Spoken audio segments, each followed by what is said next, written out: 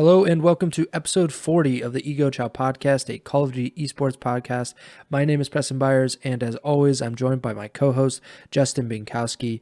And on today's episode, we will be discussing the most recent roster change in the Call of Duty League, and we also have a lot of matches to talk about. We had 10 last week, and we have 10 more this week, the final 10 qualifying matches for the second major of the 2022 CDL season. But before we do any of that, how are you doing, Bink? I'm doing all right. Long weekend for me, and didn't get to watch the matches live, so I crammed 6 hours of double time sped up matches into last night, but ready to give this a go. Yeah, I didn't watch a ton of the matches live either because March Madness is upon us, and I didn't think I'd be real deep into March Madness, but it turns out I am. I'm kind of hooked, and I might start betting on it this week, but I might not want to burn my cash, so I'm not really decided on that. But yeah, we have a lot of matches to talk about. But before we get to the matches, let's get to the roster mania stuff, the juicy stuff that people come to the Call of Duty scene and love on Twitter. We talked about it last week. This was a report at the time, but it has since been confirmed. PaulEhx has replaced Clayster in the New York Subliners starting roster. Clayster is now benched on the Subliners team. PaulEhx is now the Subliners flex player, and Crim6, who was playing that flex kind of as a test, I guess, when they were getting absolutely brutalized by everybody in the league. He was playing flex. He's now going to main AR. That's what the Subliners announced on Twitter. Clayster put out a video, and he basically confirmed that he was being benched and that he had interest in playing on another team, or I guess there is a possibility that this Subliners roster does not work out and he comes back into the fold at some point. But he said that he continues to have a desire to compete at a high level, but it's just not going to work out with this iteration of the roster. Before we get into any of the details, really, what do you think about this change now that it has been confirmed and you really have seen a match with PaulEhx in the roster? Yeah, we don't have to talk too much about that match. We'll get there Yeah. eventually, but on the surface, I mean, this kind of seemed inevitable. Like, last episode when Crone had the report that PaulEhx was likely going to New York, we didn't know who he was going to replace in the lineup, but it seemed like Clayster was the most likely target just because he was underperforming. I don't think that's being harsh or anything. I just think, like, if you look at the stats, and even he's mentioned it himself on Twitter, he hasn't been performing too well so far early in the Vanguard season. And PaulEhx, came in and had an immediate impact on that London team, and seemingly just helped them seamlessly pick up 2 wins when Gizmo went home for his personal issues and stuff like that. So I'm happy that PaulEhx is getting a full-time chance now again.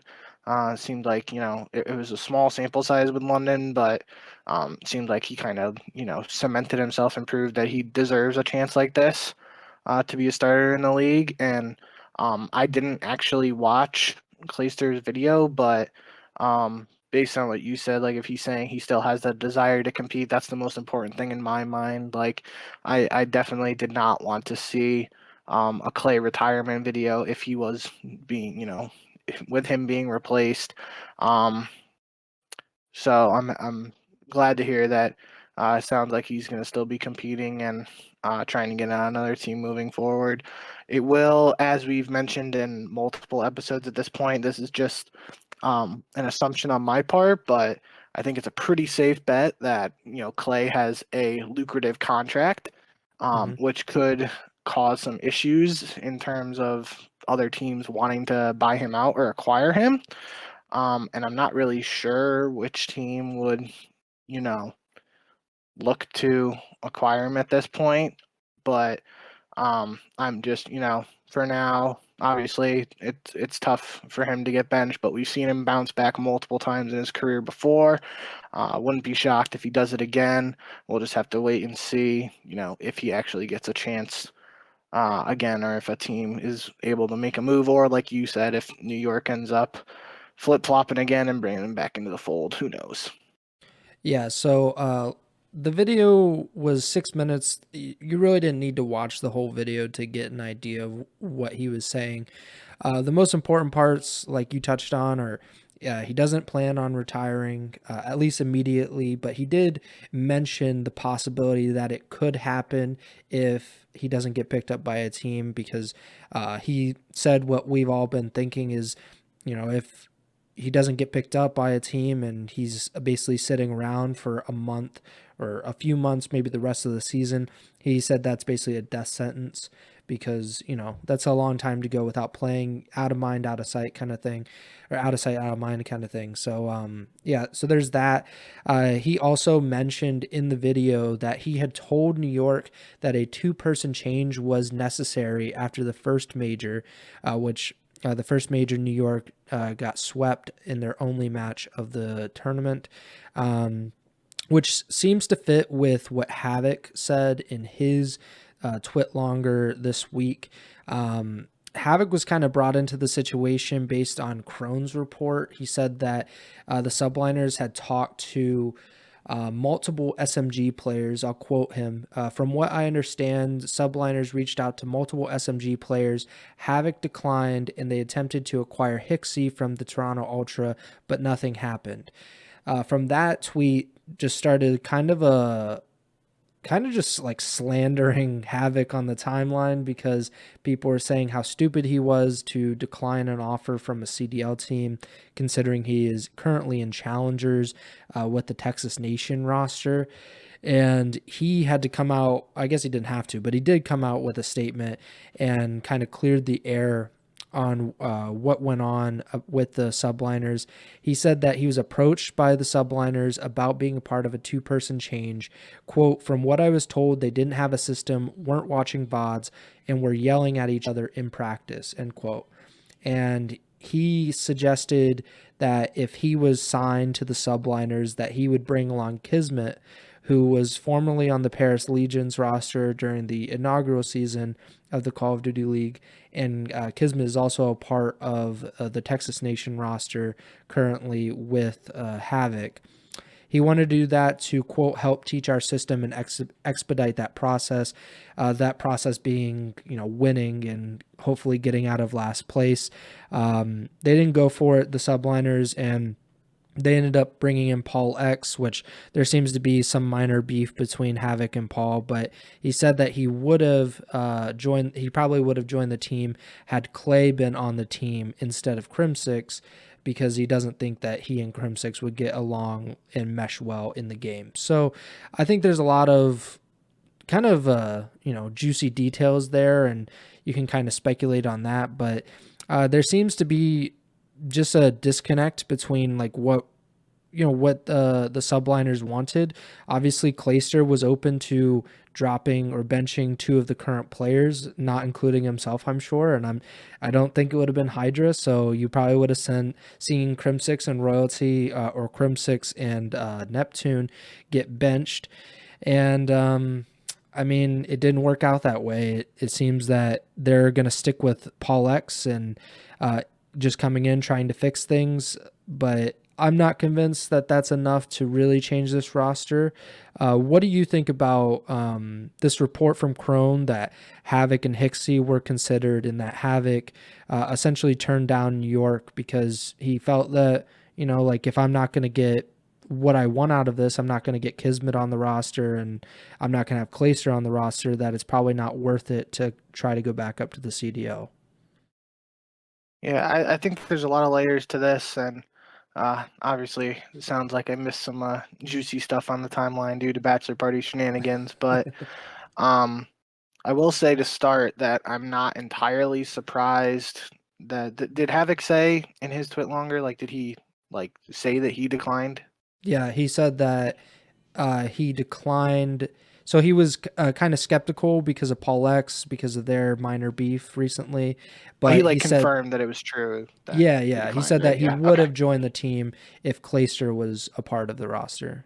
Yeah. So I'm not entirely surprised to hear that, just because if I remember correctly, it was also he also tweeted when um Florida acquired Vivid earlier this year that it was like his own decision to leave Florida to compete in challengers instead of like staying on the Florida franchise and just like collecting a paycheck and still living in Florida. He like wanted to stay in Texas. I believe that was the whole situation there. Mm, Um or around that when Florida decided to sign Vivid after the Washington thing fell through. So I'm not like, based on that, if I'm remembering correctly, I'm not entirely surprised that he's like betting on himself again, because that's kind of how like I interpreted that initial situation, is like he's betting on himself to go into challengers and try to get back up to the league through that way. Um, and I also feel like it kind of would have been a bit strange if he was coming into this team for Neptune, because I believe, again, if I'm remembering correctly from Cold War, Neptune was the one who replaced him on Florida when Neptune got his first shot, so that could have yeah. been like a full circle thing. Um, but yeah, I'm just, I'm not entirely surprised he's betting on himself. It is kind of weird to just think about that, like if you're actually getting that offer to be in the big leagues and you just turn it down, like some people might just be like, well, what the heck are you thinking there? Yeah. But I mean, if he's on like the top challengers team and he's more confident in that team, I guess who am I to blame him for that? I guess it's something we'll have to see long term if it works out on his behalf. I mean, I did skim the tweet longer. I think he mentioned too that like um he's trying to like, or maybe it was like something Ake said or something, that like they want to keep this team together and try to get this team into the league, like kind of like hinting Hmm. at expansion and stuff. But at this point, who knows what's going on with expansion? We haven't heard anything about it really at this point, and we're already in the third season, so it's definitely an odd situation, regardless of the circumstances. But at the end of the day, if he's gonna bet on himself, I'm not gonna, criticize him for that. It's just we'll have to uh, see if he's able to um, take advantage of that situation that he's putting himself in and actually, do something with it. Because if obviously if the Texas Nation team or whatever just like falls flat the second half of the Vanguard year here and like they aren't winning tournaments and stuff, then people are probably going to criticize them and stuff. But if they keep winning in challengers, and um I don't know much about that prize pool, but like if we get to the end of the Vanguard year and New York is still like a bottom team, not really placing well in tournaments, and uh Havok's team in challengers is winning these events and making more money potentially, at least in prize earnings, than the subliners, then uh, we'll have to look at the situation from that angle too. So a lot of layers here, like I was saying before, um, and we're just gonna have to keep our eyes on the situation and evaluate it as things go. Yeah, one last thing before we move on, to your point about how he actually likes his current team. He said in the twit longer, the last reason that was influencing my decision was my current team, Texas Nation. Even though we're battling in challengers, this is my favorite team that I've been a part of. I look forward to scrimming every day, and my mental health has been much better compared to last year. It's rare to find people that are all equally talented, motivated to work, give and take criticism easily, and can execute in play. And they also said our end goal is to get into the league together, but we know if anyone gets a really solid offer, then they should take it. Ultimately, I didn't feel confident taking NY's offer. So I mean, I said this on Twitter before he put out the statement, and I'm not one of those people that say I told you so, but I did tell you so. That like it makes sense why he wouldn't want to take this offer, and it would make sense for a lot of players to, at least, not just jump at any offer in the CDL, regardless of the situation that they're going into. Because if you take a top challengers player who, I mean, I just looked it up. Havok's team has won $28,000 in prize earnings from this season in challengers, which is obviously not comparable to $50,000 in minimum salary in the CDL, but we don't know if they have salaries or anything. And it's also a question of whether like it's a good idea long term to do this, to go say to Paris or go to New York, possibly play 1 month as is the case with Royalty. He left his challengers team. He played exactly 1 month with the Subliners, and then he was benched for Neptune, who had already been benched. And there very well may be another roster change for New York or one of these other bottom of the table CDL teams. So I think that it's fair for any top challengers player to at the very least, consider an alternative to the CDL if they're making some money and they're happy with what they're doing, because it really doesn't make a lot of sense if he doesn't feel one. He didn't think that he would mesh well with Crim6. So one, that's kind of a red flag right there, and that he probably shouldn't take that position if he's not feeling comfortable. And he is also very aware that there could be more roster changes, and he could be one of the first people to get benched if things continue to go badly. So I think that I think Havok's a really smart guy, first of all, and I think that he understands at this point in his career, he's been up and down with the CDL and the CWL in the pro league and whatnot. He understands what it takes to be a pro, and what happens in the CDL and how these roster changes work. So I think that his reason is very respectable, and I think that Texas Nation has a very bright future ahead of them. Yeah. Just a couple points on that real quick, and then we can move Mhm. on. They're not on an org because Yeah. general is OpTic, sub, and I think Rambo had a clip or something, they don't have an academy team, but they kind of just assume that, or act as if Texas Nation is their quote unquote academy team, even though it's not official, just because they scrim them a lot, which is kind of interesting. Yeah. But makes sense with general being the sub and all that. Mhm. So they're not salaried as far as I know, because who would be salarying them? So obviously the money thing, it'll if they win challengers champs, I don't know what that prize pool is, but that would obviously be the big thing for them, Mhm. especially if they're not under salary.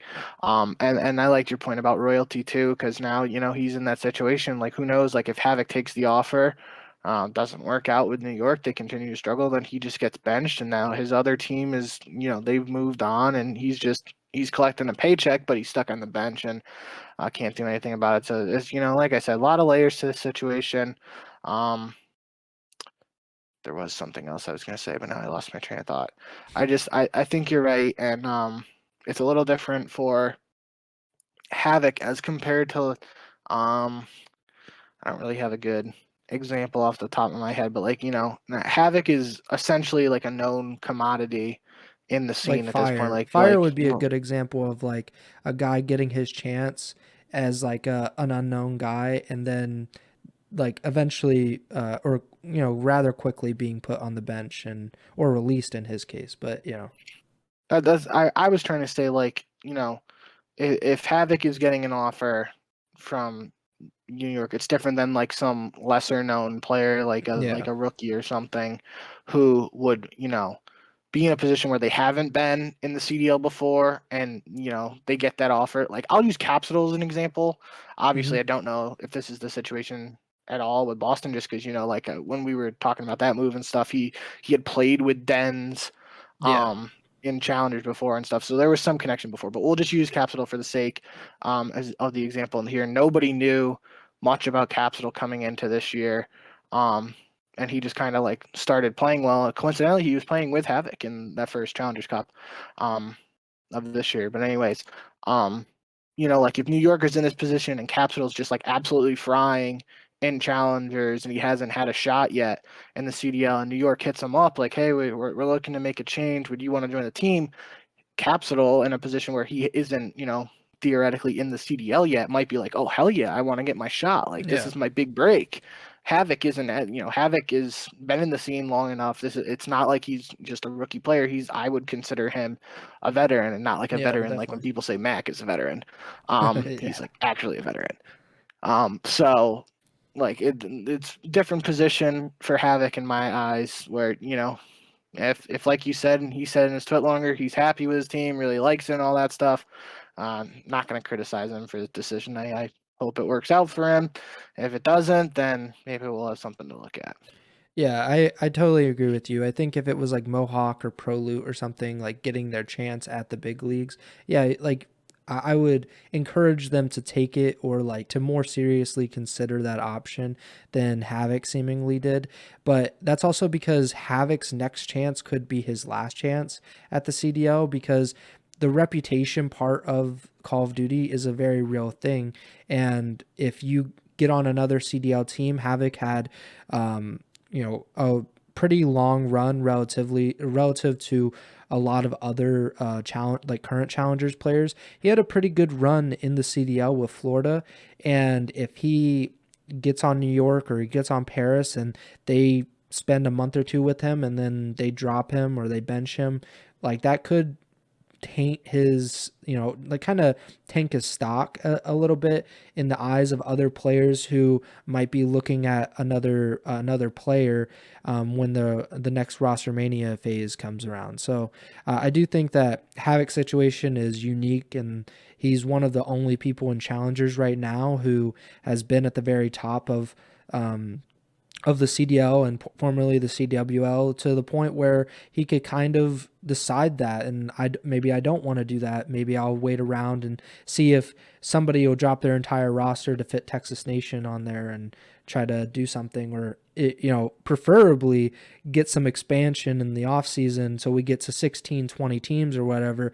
And then it makes all the sense in the world to sign a team like Texas Nation, who has a lot of chemistry and has actual results together. But I mean, that's wishful thinking, but again, I hope the best for them. I hope that New York's roster works out with PaulEhx. We'll talk about their matches here coming up. So yeah, we got that out of the way. Let's talk about these matches from the past week. We spent about nearly half an hour talking about New York. I don't think we'll spend that long talking about their matches, but let's get to the Friday matches. This was from Friday, March 18th. We had 3 matches. Paris versus London started the day off. This was a pretty interesting game. I don't know how much you watched it, but I watched this entire match live, and I was pretty blown away about how close it was that London would actually lose to Paris. Paris actually went up 2-0 in the series. Close maps, relatively, but London, they turned it on, game 3 control, and then they kind of put away Paris pretty easily. I think this was the first, this was the second consecutive reverse sweep loss for Paris, I believe. I think they had one last week as well. So people are kind of clowning on them, but a close match, but London comes away. Do you have any thoughts on this? Yeah, it was the second consecutive reverse sweep because their last match of the past week was that match against the Rocker where like Standy had the questionable play on Tuscan Yeah. hardpoint to kick off the series, so Paris went up. Minnesota pulled out the reverse sweep. But yeah, I mean, just when we were doing our picks last week at the end of last show, I was kind of joking with you that I wasn't gonna pick against London for the first time all year because I didn't want you to get a free point. Because we were both kind of just thinking it was going to be a stomp here by London, but Paris put up a fight.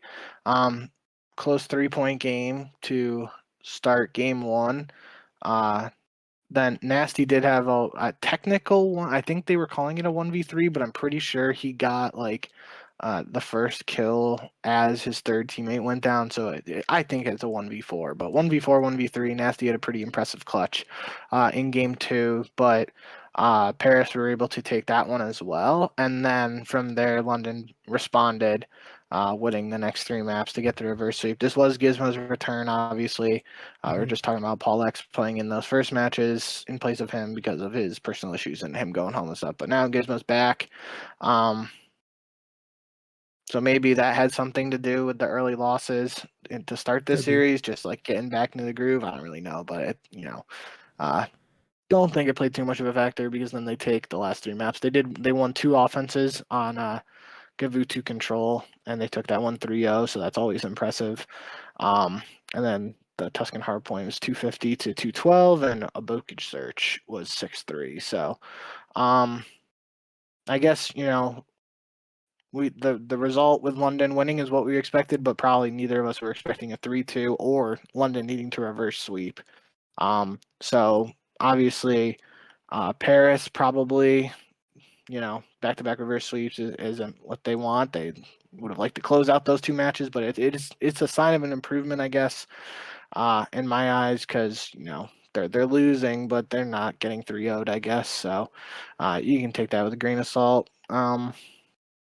And Jimbo here, in particular, had the most kills, tied with Temp at 87. They had the most kills on Paris and the most kills in the entire series. Jimbo dropped a .91 KD in this match, so that's a little bit of an improvement from his matches in his first week where people were roasting him on social media and stuff.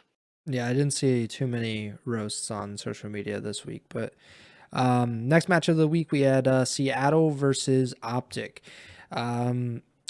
I mean, what can you really say about Seattle? Like they come out, they win the Bokage Hardpoint. They look pretty good doing it. Then they lose 6-3 on Bokage Search. Okay, it's 1-1. And OpTic, they clutch up round 5 on Tuscan Control.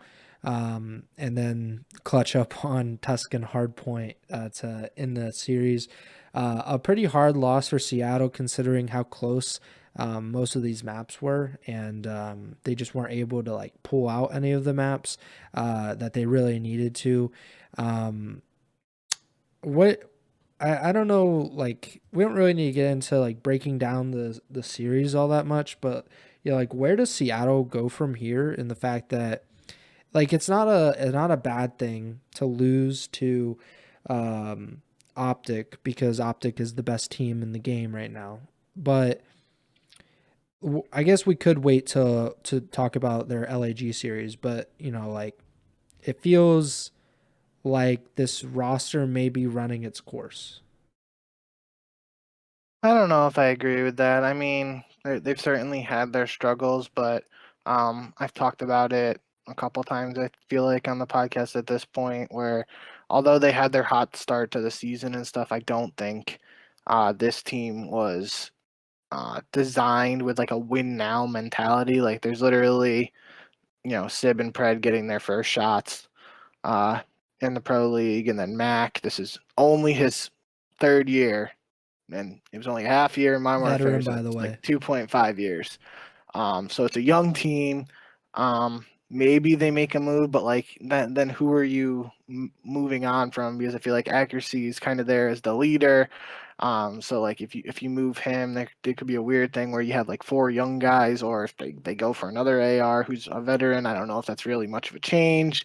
So that'd be interesting. And then I feel like they're not going to change Sib and Pred and just give up on them. That would be I would be mind blown if that decision was made. So then you look at Mac, and Mac has had his moments as well. So I'm not really sure if Seattle makes a change. It might just be something where they continue to work through things. We'll have to see. But for this series, at least, I will say watching a Bokage Hardpoint on 2x speed on YouTube is definitely an experience. I had to take some Tylenol after a couple of those because boy, that was something. And Sib had a really good game 1, drop 47. So we've been seeing that number. We saw a little bit throughout this set of matches this past weekend. Some good games on Bokage, and obviously that's a something I've been enjoying so far in Vanguard. So always like seeing a performance like that. So that was a good sign, to start the series there. Seattle getting that win. But then just after that point, OpTic does what they do, and they close it out. And I mean, I will say too, it's not like OpTic's 3 wins were necessarily blowouts or anything either. Like the Bokid Search was 6-3, the Tuscan Control was 3-2, and the Tuscan Hardpoint was 250 to 240. So it was a close series, and that's what I mean. Like the Seattle team has potential. It's just they're gonna have to find a way to put it together, I feel like.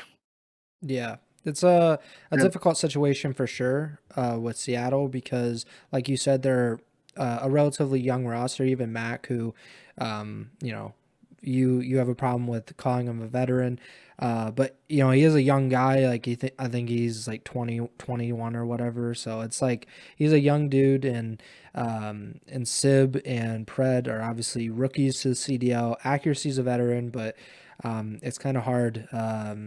You know, I do agree with you. Like it's difficult to find who you would bench or who you would drop or whatever.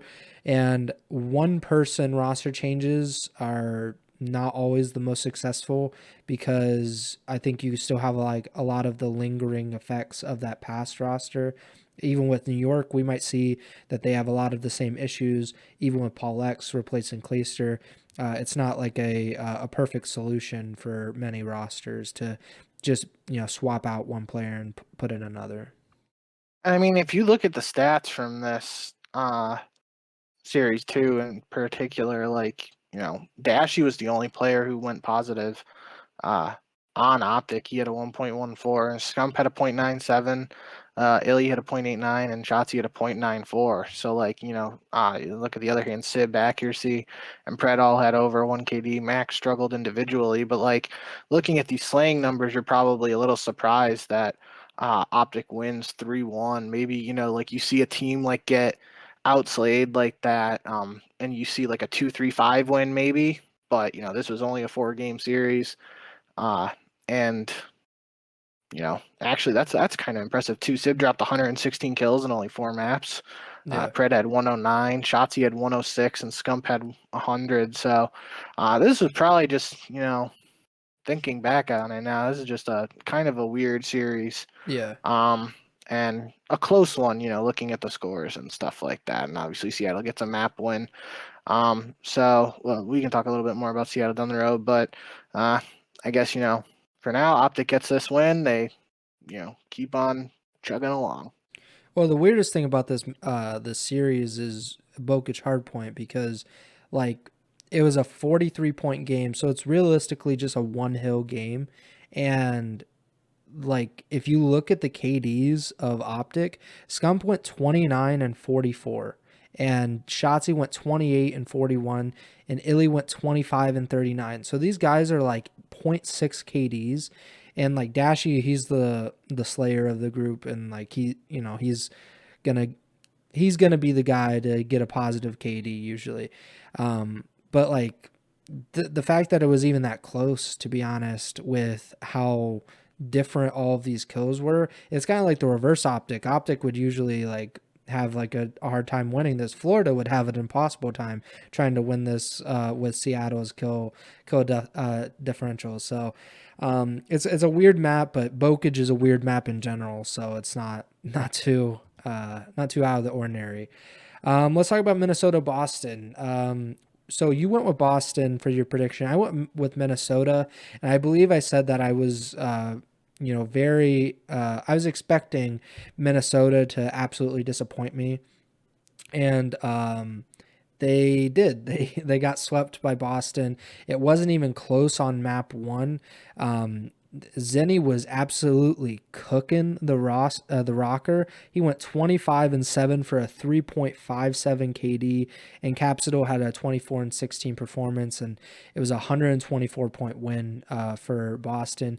A relatively close way to end the series on a round 11 win on Bokage Search. TJ and Methods, combined for 22 kills, and then a 3-1 control win. Nothing pops out like very much other than TJ's 40 kills. But what did you think of Boston, who just kind of seemed to get better and better? Like I've been, they're the most surprising team, like in a positive aspect. New York is the most negative, but like Boston seems to be improving every single week. Yeah, so I don't really remember last episode where like what my reasoning was for picking Boston. Um, I believe that we were like going back and forth a little bit, so I just went with the opposite of Minnesota. But um, yeah, I guess it worked out for me, and I don't think I was expecting it to be a 3-0 at all, just because um, going into this series, at least I feel like if you had to do power rankings or something like that, maybe Minnesota would be a little bit below Boston, but I don't think they would be like necessarily too far spread apart in like that middle of the pack sort of area, at least based on previous results and stuff like that. But this was a big win for Boston. You know, anytime you can get a 3-0, it obviously helps for like tiebreakers and stuff like that. So kind of like Preston was saying, the opening map of the series was a Berlin Hardpoint 250 to 126, just absolutely dominant. And Methods goes 25 and 7. That's a 3.57 KD. Um, just an impressive performance. You know, Capsule's right behind him at 24 and 16. But seeing a full hardpoint played out at a professional level and someone only having 7 deaths is kind of strange. You don't see it too often, and it's probably something we won't see too often the rest of the year, but who knows at this point? It's Vanguard. So good performance out of them to kick off the series. And then we do get a round 11 situation in the game too. So it's not like the series continued to be a total blowout after that. I think, if I'm remembering correctly, Boston went up 5-3 in this search, and then Rocker forced the round 11, but Boston clutched up there. TJ and Methods both dropped 11 kills. Attach led the lobby in the losing effort for Minnesota with 12 kills. So that was a close search there. And then I don't remember the control off the top of my head. It was a 3-1, and I know TJ had a good performance individually. He dropped 40 kills, and I don't think anybody in particular was like necessarily super close behind him in that. So, yeah, I think, just looking at this series overall, probably not many people expected a 3-0 by Boston, but it's kind of a good win for them in the sense that, Minnesota isn't necessarily considered a top tier team, but they're still like in that middle of the pack in the eyes of many people. And it kind of helps separate Boston a little bit if, you're trying to figure things out heading into the major. It's an important win for Boston there in the standings. Definitely an important win for Boston. If they can get into that top four and kind of stay there the rest of the season, that bodes very well for them. When champs comes around and the seeding is the most important it could be. Let's get to two top four teams that we've been talking about a lot this season. Atlanta and London. They kicked off the Saturday matches. In Atlanta, they lost their first match of the, I guess, I'm just going to call it a stage. They lost their first match of the stage, which was pretty surprising that they started off with the loss, but they bounced back pretty well here. A 250 to 194 win to start off the series, then a 6-2 win on Bokaj S&D before losing 3-1 on Gavutu Control, and then clutching up a very tight 250 to 236 Tuscan Hardpoint, a map in which Abizi and Cell both dropped 30 plus. RCD's had a pretty rough time, but that happens sometimes. But it didn't really seem to affect FaZe all that much. They come out, they win 3-1. They beat London, who at the time were undefeated in this stage. They were 3-0 heading into this match, and were honestly like in the driver's seat probably to get that number one seed. But they dropped this match to Atlanta. Any thoughts on this series? Yeah, I think it was definitely an interesting one. You even picked London to win this one, which I was heavily surprised by last time. Yeah, But recency you know, bias. we see Atlanta play Gavutu twice in the series, which any of our longtime listeners know, I've been on the Gavutu watch for Atlanta since really the season started. And it works out for them in map one, doesn't necessarily work out for them in the control, but Arcides has a strong performance in map one to help them take that win there on Gavutu hardpoint. And then they win the Bokage search 6-2. Maybe it's just because even though I watched it last night and it was so fast, I really don't remember those initial maps, but I do remember the control. And without having any numbers to support this statistically, I feel like London is just the best Gavutu offensive team, at least at this point, pre the tick change when it comes to kills and stuff. I don't know what it is. I feel like I just am constantly thinking about London winning offenses on Gavutu control, and it's happening for them multiple times now. So if there's any way to look that up, I'll try to do that. But I think that's interesting, especially since there are only 2 control maps. If a team like London is consistently getting to play on Gavutu and they're doing well on the less favored side of that, that's kind of almost like a free map win at that point. But you still got to win 2 more, even if you get the 3rd one, and that's not how it happens for them here. So Atlanta takes the hard-fought Tuscan hardpoint in Game 4 to win both hardpoints and get the 3-1 victory overall. I'm just imagining you sitting at home in bed and you're just thinking about London on Gavutu control. You're like, oh man, that's the perfect thing. And I mean, I don't know about their offense, but they're 7-3 overall this season on Gavutu control, including the Kickoff Classic, according to Breaking Point. So I mean, they've only played Tuscan 4 times this season, including the preseason. So that seems to be the preferred map for them. They're not alone in that. There's only 2 maps, so you kind of have to pick your poison. But 7-3 is a really good record, and control can definitely be the turning point in series, as we've seen.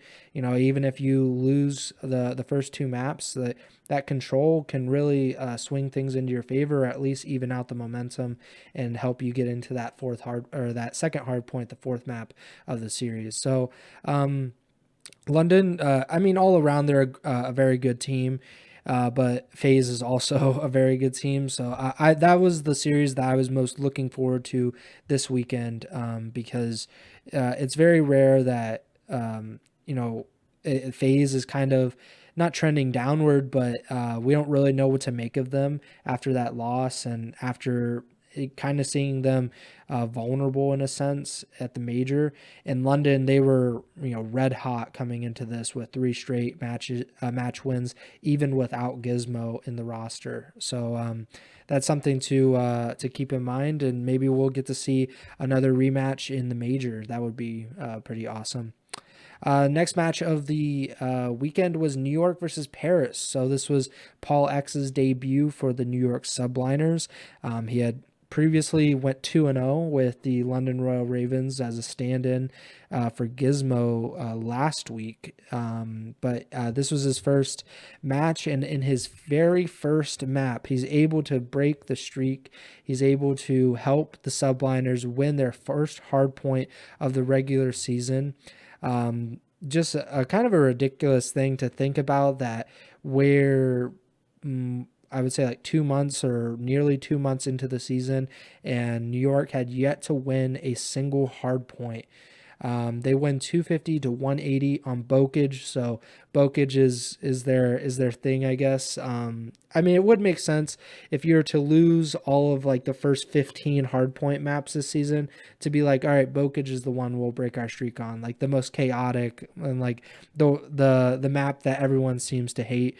Crimsix and Hydra both dropped 40 bombs. Hydra had 42, Crimsix had 40. PaulEhx in his debut, he was the only subliner not to have a 1.0 KD in that opening hardpoint, went 27 and 29. John had 36 kills, which is the most on Paris's roster. New York, then they won the 6-1. They won Desert Siege Search and Destroy 6-1 with Hydra dropping 10 kills. Paul had 3 engagements in this map. He was 1 and 2. But, you don't have to do much when Hydra and Neptune are just running around terrorizing Paris. Gravity dropped a donut. Paris, they won the control, but then they got absolutely demolished on Berlin hardpoint 250 to 79, which is one of the most lopsided hardpoints in the entire season, which is baffling considering New York hadn't even won a hardpoint heading into this series, and now they have one of the most lopsided hardpoint wins this season. I mean, there's really not a whole lot to say about Paris because they had a pretty good showing to start off the weekend against London, who we consider to be a really good team. And then in New York's roster debut with PaulEhx, Paris can barely get out of first gear. Do you have any thoughts on the Subliners and PaulEhx now being 4-0 in the CDL this season? Would What? PaulEhx, he'd only be 3-0, right? But didn't he go 2-0? Oh yeah, so I was thinking a hard point. Yeah, he is 3-0. My bad. I was zoned out after you said that. I was like, what? I was so caught Regardless. up about the 2 hard point Yeah. wins. I was counting it as 2. I mean, they might as well be 2 victories. They pretty much doubled up Paris in both hard points. I mean, that's really the main takeaway here is that New York gets those hardpoint wins. And not only 1, they get 2. And they finally get on the board here. But at the same time, it is against Paris, who heading into the series, New York and Paris were tied for last place in the CDL standings. So we do have to, pump the brakes a little on the if anybody's hopping on the New York is winning champs vibes here with just this one recent match. But Nobody's on those vibes. I'm just saying.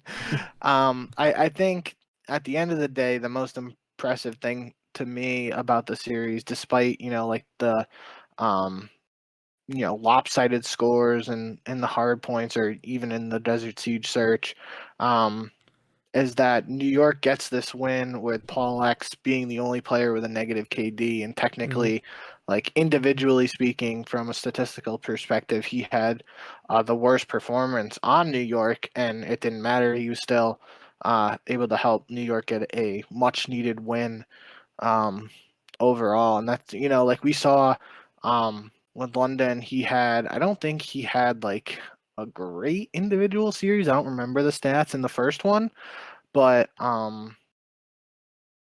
he did have a good series against the Thieves in his second series for London. So not stats, we always say stats don't mean everything. KD doesn't mean everything here, but PaulEhx is able to come in here and New York gets the win without him having the best statistical performance. That could mean something for New York moving forward. If they get more out of PaulEhx, it could be a good sign for them moving forward. Yeah, definitely. I mean, they will need him to have good statistical performances eventually, just to, there are times that he's going to need to step up, but this just wasn't one of those times, and that's completely fine. Let's get to this next match of the series, which was a series that I was really looking forward to this week. Florida versus OpTic. Florida was entering, I believe, with a 3-0 record. I don't think too highly of Florida, but I also don't think very lowly of them. I think they're a decent team and that they have the potential to be a really, really good team. They were 2-0 heading in here, not 3-0, but 2-0 after having a very embarrassing performance in the major against Boston, where Awakening is dropping 140 kills on Boston's head, and they still can't win a hard point. But they come in against OpTic, who has been white hot. They have a really close Bokage hard point. It doesn't actually get to the 250 mark. OpTic wins it 210 to 193 with Big Wake dropping 35 kills. Same with Skies. He dropped 35. The King, Scump, he went for 36, and Dashy had 39 kills, which was the most in the entire lobby. On Berlin Search, I mean, Scump has just been one of the better search players in the entire league right now. He went 9-5 on Berlin Search. OpTic wins 6-3, which is interesting because OpTic has been notoriously bad at search for like the past several years, and despite them trying to get rid of that reputation, they really weren't that good of a search team until this season, and they've seemed to light it up on search. And then they win 3-2. OpTic does on Tuscan Control with Dashi going for 30 kills. So it's an interesting series, a pretty close one, despite the 3-0 scoreline. What do you think of this OpTic versus Florida match? Yeah, I think we both, despite, I mean, heading into this, Florida was not only 2-0, but they had a 6-0 map count in their previous week leading up to Mm-hmm. this. And we had talked about on the last episode, we were both picking OpTic to win this one. And I kind of brought up the point that like Florida has historically as an organization been an up and down team, hot and cold. But I felt it was important to point out that because they only have this one match and because it's against OpTic, who are, just the top team in the league right now on an impressive win streak, nobody's beating them. Like, it'd be hard to assess Florida's position just based on this one match. So Yeah. I still think that's necessarily true here. Kind of like you said, it was, close in the hard point, 6-3 in the search. I don't know how you would categorize that as close, or I mean, it's not a 6-0, not a 6-1, but I would say 6-4, I guess, is close, and 6-3 is borderline. So, and then 3-2 in the control is as close as it can get. So, despite the Florida not getting the win as they obviously want to do every time they play, I think this is just one they're going to have to put behind them and look ahead to try and have a good performance in this next week where they have two matches and avoid another situation where, like, I was talking again last time, they have an opportunity to go 2-0 in this next week and punch their ticket into the winner's bracket. At the same time, they have a chance where they could go 0-2, and despite their 2-0 series, 6-0 map count start to this set of qualifiers, if they go 0-2 this next week, they would be possibly in jeopardy of not starting the major in the winner's bracket. So we're just, not too much to take away from this series, in my opinion. We'll just have to see how Florida plays in their upcoming matches this weekend. Yeah, they have a very tough schedule this week to finish off this stage of matches. The last match of Saturday was Boston versus Toronto. I mean, a really probably maybe the most competitive series, and one that I was interested in because, like we've talked about a little bit this show, but Boston has been very good recently. Pretty well, they've been good, or at least like decent for the entire season, but they seem to be getting better and better. Toronto has not been as good as they were last season, especially near the end of the year. But they're definitely a top 6 team in my mind. So this was a very close series. It was a 250 to 247 Bokic hardpoint, which is just about as chaotic as you could imagine. Nero, he drops 51 kills on Bokic hardpoint. I mean, what can you really say? Like this team is able to have any single player kind of go off on in a hard point, because we've seen each of these 4 players have like pretty incredible games, and that in itself is incredible. They dropped the next two maps, Desert Siege Search and Gavutu Control, before having like the best screenshot of any hardpoint on Gavutu hardpoint. I think it was like 115 to 0 at one point, 125. And they end up winning 250 to 99, so they were able to hold on to the 100-point club. Cammy in particular did really poorly that map, 11-23 for a 0.48 KD, while Nero and Methods both had over 2.0 KDs. And then Berlin Search and Destroy, not really close at all. All of the Boston guys dropped 7 or 8 kills, and it just, it was a 6-2 for Boston, which just kind of illustrates the point that this Breach team, despite what we might have thought coming into the season when they had a clear disadvantage in building their roster, considering they were months behind everybody else, they've been able to really come together and become maybe a top 4, maybe top 5 team in the league at this point, with the Thieves kind of dipping, and we'll get to them very shortly here, but with the Thieves not doing too hot and Boston kind of trending upward recently, I definitely think they have a very good argument to be considered a top 4 team in the CDL currently. Yeah, I mean, you kind of hit on a lot of the stuff here for this series, so I don't have too much to add. I will say, we both picked Toronto, but Yeah.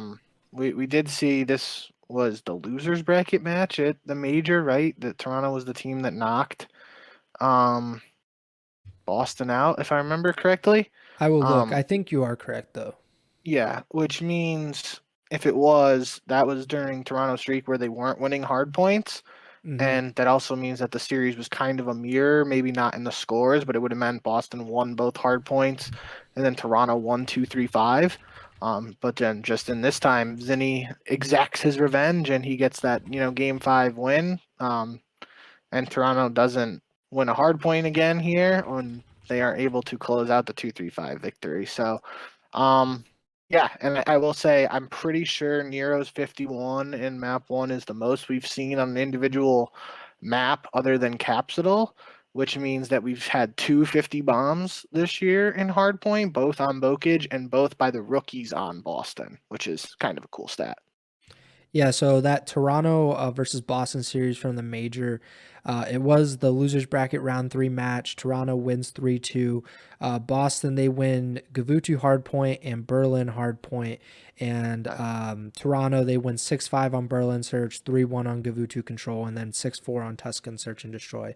So it is an interesting parallel between how much these teams have changed or maybe improved in that time, because we saw in that first series, Berlin search and destroy 6-5 for Toronto. In this series, that was map 5 for Boston. They win 6-2. So, I mean, obviously online versus LAN, you can't really compare it as a 1-to-1, but it is an interesting point to bring up that these two teams have met before, and Boston seem to have improved pretty dramatically since their meeting.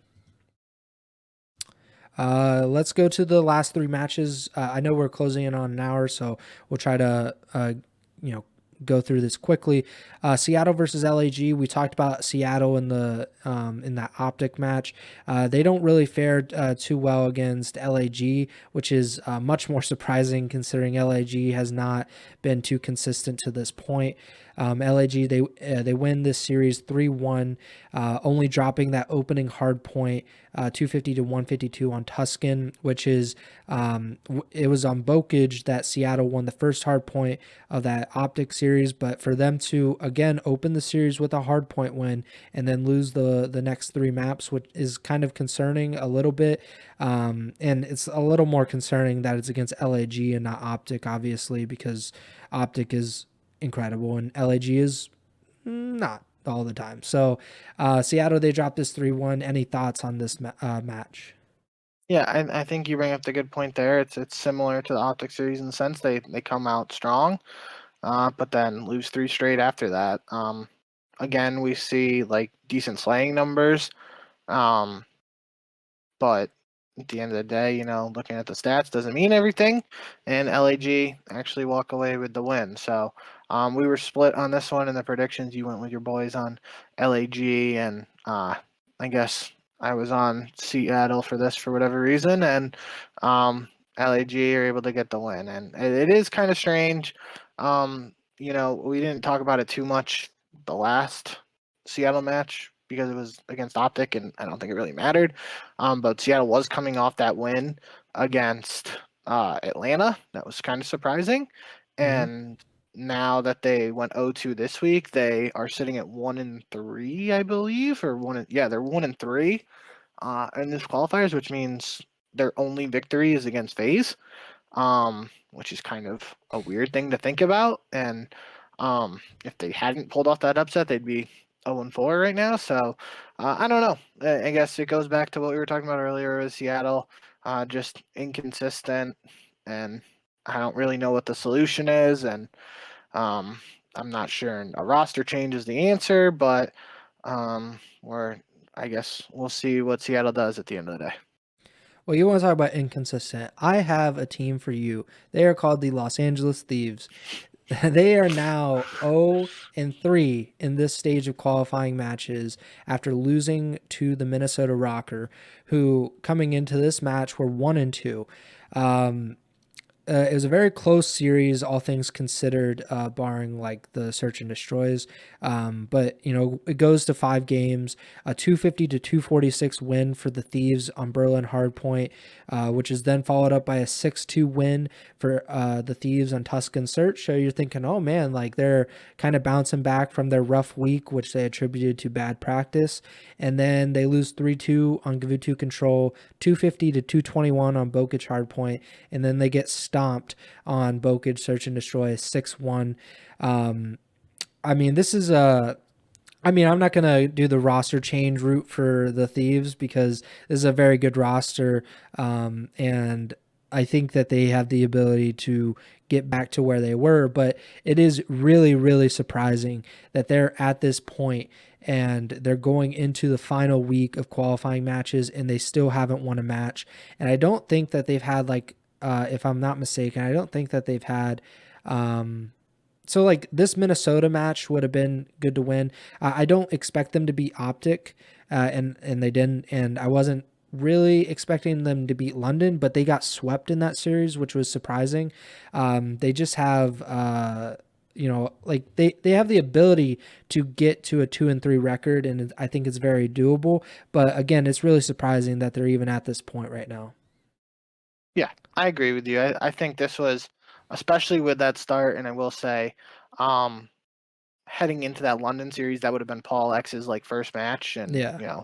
Or not, it would have been his second match, but it was still it's LA Thieves going up against London with effectively a fill-in, and not the full London roster. So I think that's the most surprising element to the London 3-0 over Thieves. But regardless, I definitely didn't expect them to be 0-3 at this point. I would have, especially knowing PaulEx would be replacing Gizmo. I feel like I would have predicted the Thieves to win that. I probably did, and I probably expect them to lose to OpTic and then beat Minnesota. So looking at 2-1, which is very different from 0-3, which they're at right now. And I think the big thing for me is that they let it be a reverse sweep, and it's not the first time we've seen this team get reverse swept. They got reverse swept by Atlanta to get eliminated from the major. So. Mm-hmm. Yeah, I don't know what the deal is. I mean, it's just it was a close series, especially in map one, um, which you probably expect a team like the Thieves, who's like a strong respawn uh, slaying team, to beat a team like Minnesota a little bit more on a hard point, just because Minnesota isn't considered the best hard point team. But regardless, they get that win. They take the 6-2. That's a convincing victory in the search, especially for as good of a search team as Minnesota is. But from there, Minnesota wins the Gavutu Control 3-2, 250-221 on Bokich, and then 6-1 in the Bokich search. Minnesota, man, it's just as Major Maniacs has never chalked, and they've shown, as I just said, with the Thieves being reverse swept a couple times already this year, Minnesota and this lineup in particular has shown multiple times at this point that they don't get down when they go down 0-2 or even 0-4 in a series, and they have the mental fortitude to not tell and be able to pull off a reverse sweep. So definitely a very big win for the Rocker, who are 2-1 now. But obviously, 2-1 and 1-2 is a big difference too. But definitely, as I'm just as surprised as you that we're now looking at the Thieves being 0-3. Yeah, the last match of the weekend was Atlanta versus Toronto in a rematch of the CDL Championship Grand Finals. Atlanta, they're not the impervious, invulnerable team that we kind of came to expect them to be over the past like season and season and a half.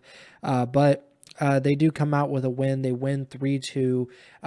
They win both of the hard points in this series, which kind of continues Toronto's kind of tough break for hard points. The first one, which was Gavutu, was not even close, 250 to 118.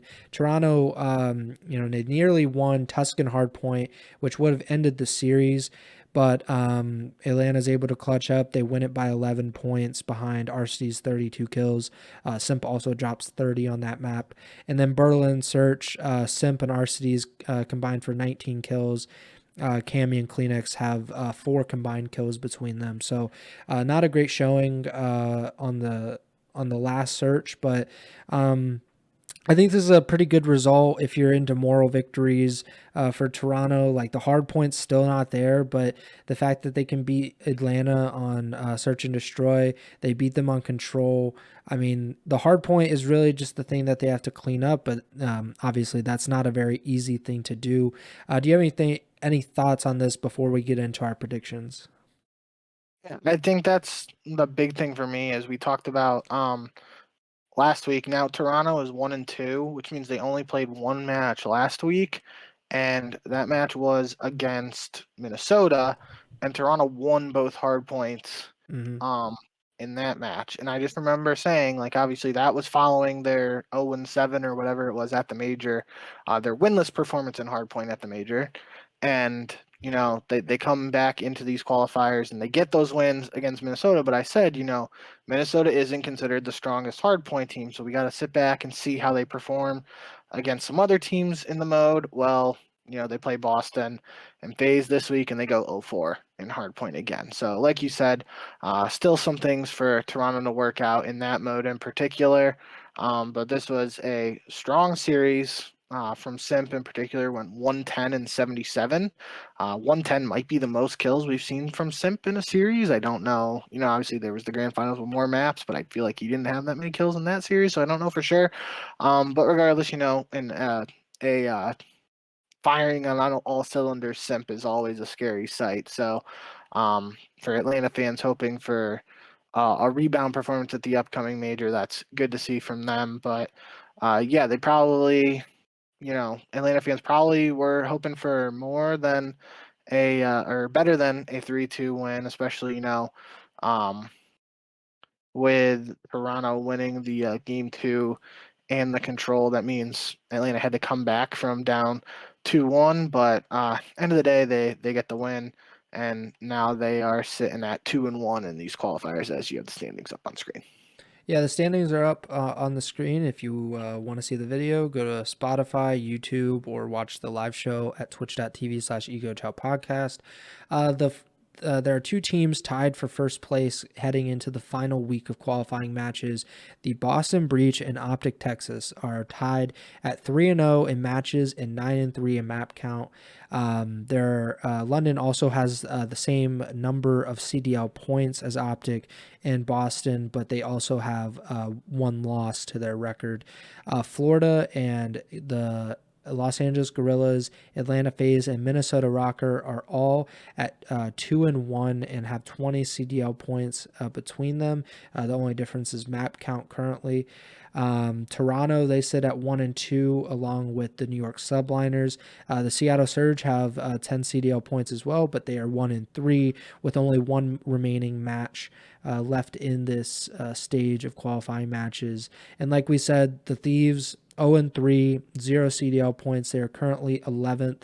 In the Paris Legion, Mike, cover your ears. They are 0-4 with 0 CDL points with a 5-12 map count. So not looking too hot if you're one of those bottom teams. I guess there's more hope for, at least for Toronto and New York, considering they have 2 matches this week. But Seattle with only 1 match, and the Thieves, they have 2 matches, but they haven't won anything. And then Paris, they have 1 match and they have not won anything, which is very Paris of them. So that is the standings for the current standings heading into the final week of qualifying matches. We have 10 more qualifying matches before we decide, or we figure out which of these teams are going to start in the losers bracket. The bottom 4 teams in the league after these qualifying matches will only have really one shot. They'll start in the losers bracket. They can't lose any matches, and it's a very difficult thing, as we saw in the previous major with the likes of New York. So let's get into these predictions. We have 3 matches on Friday: Paris versus Toronto, LAT versus LAG, the Battle of Los Angeles, and Florida versus Atlanta. Let's start at the top. Paris versus Toronto. I think we both agree here that Toronto will probably win this. Yeah, this is a must-win series in my eyes for Toronto.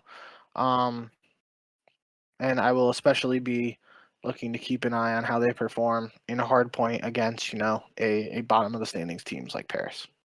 Then we have LAT versus LAG, which is an interesting series considering LAG actually beat Seattle this week, and LAT are 0-3 heading into the final week. I think I'm still going to go with LAT because LAG is very inconsistent, so is LAT, but I think the Thieves are a better team, so I'll go with them. Yeah, I'm going to go with the Thieves here too. It is absolutely a must-win series for them, especially since they're sitting at 0-3. So I'm expecting them. We saw some complaints on Twitter about practice and stuff prior to or after the matches in last week. And with the reverse sweep in this most recent matchup, I'm expecting them to try and head down, grind, and figure out whatever's going wrong for them and try to respond here. Because if they lose this one, they're absolutely just gonna start in the loser bracket at the major. So I'm going with LAT. I guess, based on current performance, I wouldn't be surprised if LAG gets a win. But this is basically a must win for LA Thieves, so I think they get it done. The last match of Friday, Florida versus Atlanta. No surprise here. I'm going with Atlanta. I think that Florida, they have a really big opportunity here. Atlanta has shown weakness over the past few weeks, which is pretty rare for them, to be honest. And Florida, other than a close series with OpTic, they have looked fairly good. So I'm going to go with Atlanta, but I'm very excited to watch this Florida team and see if they can pull off an upset. Yep, I'm right there with you, going with Atlanta. We've seen both of these teams now play Bokage extensively, I feel like. So a Bokage hardpoint between these teams could be an interesting one. But end of the day, I think Atlanta gets the job done here.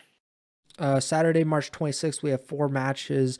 The first of which, Seattle versus the LA Thieves. So LAT could be coming in with an 0-4 record or a 1-3 record. And if they're coming at 1-3, they will really, really need this win to, try to stay out of that bottom 4. Seattle will probably be in the same boat. They're 1-3 coming into this. So this is a match that could keep whoever wins this out of the losers bracket to start. I don't want to pick Seattle, so I'll go with LAT. I can't pick Seattle at the in this current state or with where they're at. I can't do that, so I'll go with LAT. Yeah, I mean, I'm gonna go with LAT too.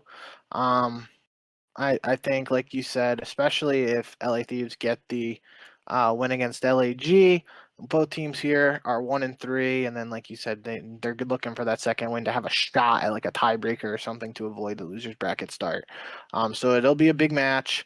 I've just, it feels like a coin flip here. It's gonna depend on what version of each team shows up, and then at that point, I still don't know. So I'm just gonna go with the Thieves, and I'm already, if I'm thinking they're going to be LAG, that could give them momentum here to try and take down Seattle. So I think this could be a closer one than maybe some people might be thinking, just based on recent performances. But I'll go with the Thieves. The next series, this is a rematch of the maybe one of the more well-known series from the past major, Boston versus Florida. I really want to pick. I'll pick Florida. I'm not too convinced on this either way. I think that Boston is very good, and I think that they probably will win, but something in me just wants to pick Florida, even if they are coming off of a loss to Atlanta, which is more likely than not. I'll go with the Mutineers, but I'm not too confident in it. I'm gonna go with Boston. We saw what happened at the major. Um, gonna just go with that train of thinking again, similar to Florida versus Atlanta. We've seen, as we pointed out earlier in this episode, we've seen the Boston rookies in particular play well on Bokic, and the team as a whole play well on Bokic hardpoint, and Florida seems to like that map too. So that could be a map we see in this showdown as well. And I'm always down to see some Bokic hardpoint, so it could be another classic Bokic banger there. And I think this will be a close one. I'm just gonna pick Boston because I was leaning towards Boston beforehand. You took Florida, and we finally have a different pick. So yeah, going with Boston. The next match is LAG versus OpTic. I'm gonna go with OpTic. I don't really need to Yeah, yep. Let's go. explain it all that OpTic much. next. Subliners versus Minnesota rounds out Saturday's matches. I'm gonna go with. I'm not convinced that this PaulEhx effect has actually been like that big. They did win 2 hard points, but Minnesota beat LAT, which is more impressive than beating up on Paris. So I'll go with the Rocker. Yep, I'm gonna go with Minnesota too. But that is what I was gonna bring up. Is just we have seen New York win a hard point now, and I've been touching on Rocker not being the best hard point team. So if New York is able to continue being, I'm not even gonna say what I was just about to say. If we can see New York keep up their streak of recent success in hard point and take advantage of the matchup against not a very strong hard point team, maybe that's their route to victory. But I just think Minnesota's better team. They have more chemistry and should be better in the searches. So even if New York somehow wins both hard points here, they would have to win the searches arguably against Minnesota or the control. I guess they could if it's 3-1. But regardless, I'm going Minnesota. Final 3 matches of the weekend on Sunday, March 27th. The first, Boston versus London, which if Boston does beat Florida on Saturday, the Breach would be going for a 5-0 record in this stage of qualifying matches. London, they enter this with a 3-1 record, which also could be Boston's record if Florida proves me right. I'm going to go with London. I think that the Royal Ravens are probably the 3rd best team, maybe the 2nd on some days. I think that they're the better team. I'll go with the Royal Ravens. Yep. I'm going back to my old method of picking against London. And based on me picking Boston to beat Florida here, I am going to go with Boston over London, and I will say they go 5-0, which would just be a cool storyline. I've kind of gotten off the picking against London, but I'm still pretty much on the picking against Boston thing. I think I picked against them in all but like 1 or 2 matches this season. So you would think you were the Yankee fan. Yeah. Then we have Atlanta versus OpTic, which is obviously a rematch of the Major 1 Grand Finals. OpTic is, I think they're one of the only teams other than like maybe Seattle to beat Atlanta this year. I can't remember anybody else doing it. So a really big match. Atlanta, depending on how things go against Florida, like they could be looking at a 2-2 record heading into this match, and maybe even teetering on the edge of going into the losers bracket to start, which would just be one of the weirdest things that I've seen in a while in Call of Duty. I got to go with OpTic. I can't pick Atlanta over OpTic when in each of their meetings of like the past like 2 or 3 weeks, like OpTic has looked like the better team, and OpTic also has played well against other teams other than Atlanta. So I'm gonna go with OpTic Texas for this one. Yeah, I'm not, and I'm gonna go with Atlanta. And conventional wisdom and recent results may all say OpTic should win this and remain undefeated, and they would be on like a 12-1 streak at this point or whatever. Yeah. I could easily see them winning the series, but I'm gonna go with FaZe. I think they figure out a way to get it done. But on the other hand, they might not. It's a weird situation because FaZe has got that loss already. Mhm. So they're going to be trying to get to 4-1. And if they do that, OpTic wins their other series, and they're 4-1 too. There's a tiebreaker there, which would give OpTic potentially a lower seed, depending on how many other 4-1 teams there are. So this is a really big match for seeding, and I'll go with the FaZe. The FaZe. Last match, last match of the week is New York versus Toronto. I'm gonna go with Toronto.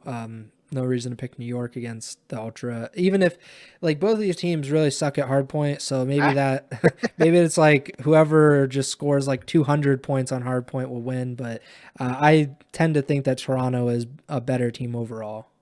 I would. That's what I'm gonna say. I'm picking Toronto here too, but it is extremely interesting that both of New York's matches here are against Minnesota and Toronto, two teams that are not necessarily the best at hardpoint, and New York still aren't good at hardpoint. But this current lineup is 2-0, I guess, in the mode. So that's what if there's some path to victory, I guess it's got to be through that, but I don't really know. So I'm sticking with Toronto here.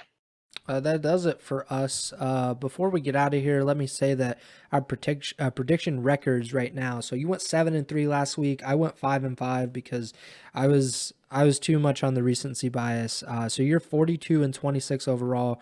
I'm 39-29. So there's a chance, a very real chance, that we will be tied after this week, especially if Florida comes up big for me, and Atlanta does not come up big for you specifically. But should be an interesting week of matches.